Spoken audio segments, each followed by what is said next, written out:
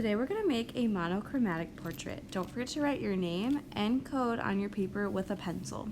You're going to get this portrait guide step by step, and then also some hair ideas as well, because everyone has different types of hair.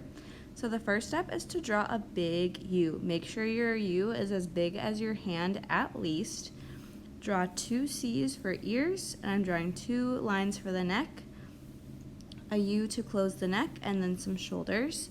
Now you gotta pick where your hairline is gonna go. So mine is more in the middle, but some people have the start of their hair to the side of their forehead, so you decide. And everyone's hairline looks the same, so mine kind of looks rounded, but yours might look more like a zigzag. Again, it's up to you. Draw your type of hair. You can look at these hair ideas to decide which one looks best for you, but also for the nose ideas and eye ideas. So you could do a really fancy nose, or you could do something like I did, which is just a C. And then I'm also looking at one of the eye examples on this sheet as well.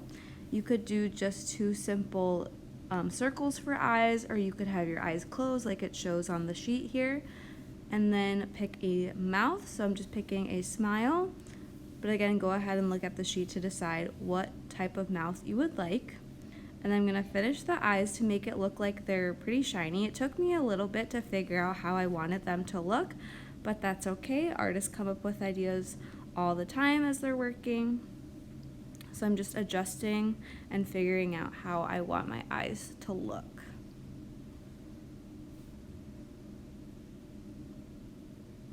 And I also added some lines for hair texture.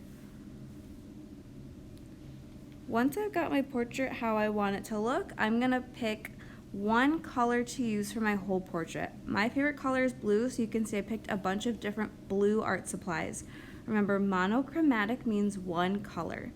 I'm using the marker as kind of my Sharpie that we normally would do to trace the outside of my portrait, all those pencil lines. And then I'm going to use my crayons and colored pencils to fill in the rest. So I'm using one crayon and pressing lightly to get a shade of blue for my hair, and then I'm using a different crayon to use for my skin tone, and then I'm using my marker to add some patterns and details. I'm going to fill in the rest of my portrait so that there's no white space. Here is my finished monochromatic portrait.